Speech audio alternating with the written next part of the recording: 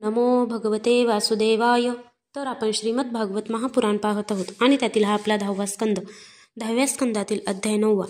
9व्या अध्यायामध्ये आपण श्रीकृष्णाला उखळाला बांधणे हे पाहणार आहोत. श्री सुकाचार्य म्हणतात, एकदा नंद राणी यशोदा घरच्या दासींना दुसऱ्या कामाला लावून स्वतः दही घुसळत होते. आतापर्यंत भगवंताच्या ज्या ज्या बाललीलांचे वर्णन केले त्या सर्वांचे दही घुसळण्याच्या वेळी स्मरण करीत ती त्यांचे गायनही करीत असे. यशोदा जेव्हा दही घुसळत होती तेव्हा स्थूल कमरेवर ती रेशमी वस्त्र नेसली होती. त्यावर तिने सुती कमरपट्टा धारण केला होता. पुत्राबद्दलच्या स्नेहामुळे तिच्या स्तनातून दूध पाझरत होते आणि ते हलत होते. रवीची दोरी वारंवार ओढल्याने तिचे हात शिनले होते. हातातील बांगड्या आणि कानातील कर्णफुले हलत होती. चेहऱ्यावर घामाचे थेंब उठून दिसत होते. वेणीत घातलेली मोगऱ्याची फुले गळून पडत होती. श्रीकृष्ण त्याच वेळी स्तनपान करण्यासाठी दही घुसळीत असलेल्या आईजवळ आला. तिच्या हृदयाला प्रेमाचा पाझर आणि त्याने रवी पकडली आणि आईचे दही घुसळणे थांबवले.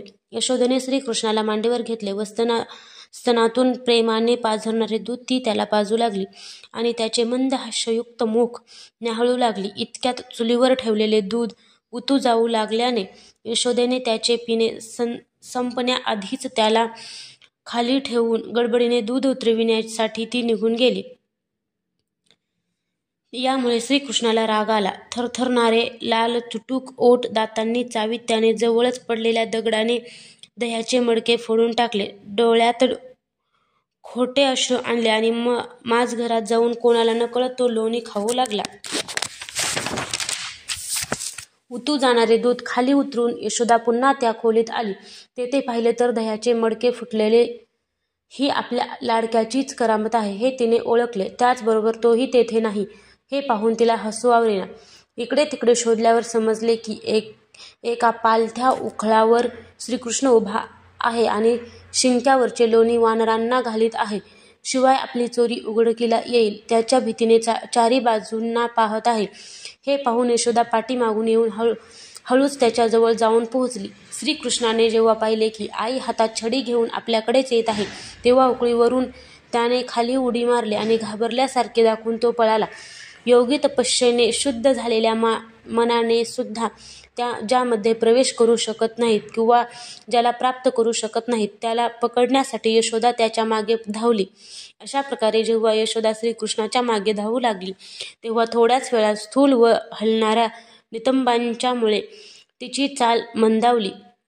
जोराने धावण्यामुळे वेणी ढिल्ली होऊन तीत माळलेली फुले खाली पडू लागली. अखेर कसेबसे तिने त्याला पकडले.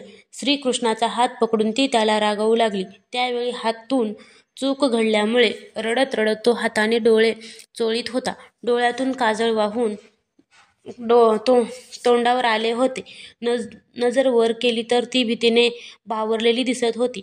बाळ फार घाबरला आहे असे पाहून तिच्या हृदयात माया दाटून आली. तिने छडी फेकून दिली. पण असा विचार केला की याला जरब बसवण्यासाठी दोरीने बांधले पाहिजे. खरे पाहू जाता यशोदेला त्याच्या सामर्थ्याची कल्पना नव्हती.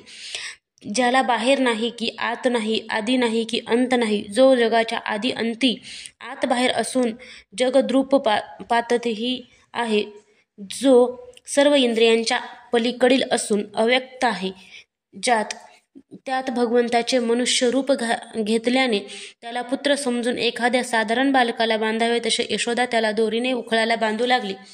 जेव्हा यशोदा त्या खोडकर मुलाला दोरीने बांधू लागली तेव्हा ती दोरी 2 बोटे कमी पडली. तेव्हा तिने दुसरी दोरी त्या दोरीला बांधली. जेव्हा ती सुद्धा कमी पडू लागली तेव्हा तिने आणखी एक तिला जोडली. अशा प्रकारे जी दोरी आणून ती जोडत असे ती पुन्हा 2 बोटे कमीच पडत असे. यशोदेने घरातील सर्व दोऱ्या जोडल्या तरी सुद्धा त्या कमीच पडल्या. हे पाहून गोपी हसू लागला. त्यामुळे तिलाही हसू आले आणि आश्चर्यही वाटले. श्रीकृष्णांनी पाहिले की आईचे शरीर घामाने ओलेचिंब झाले आहे. वेणी सैल होऊन फुलांची वेणी गळून पडली आहे. तेव्हा तिची करुणा येऊन त्याने स्वतःला बांधून घेतले.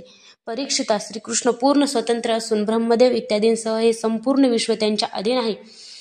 तरी सुद्धा अशा प्रकारे बांधले जाऊन त्यांनी आपण भक्तांच्या अधीन असल्याचे दर्शविले. गोपी यशोदेने ती दात्य मुकुंदाकडून जो कृपाप्रसाद प्राप्त करून घेतला तो ब्रह्मदेव, शंकर आणि वक्षस्थळावर असलेली लक्ष्मी यांना सुद्धा प्राप्त झाला नाही. हे गोपिकानंदन अनन्य भक्तांना जितके सुलभ आहे तितकेच देहाभिमानी कर्मकांडी किंवा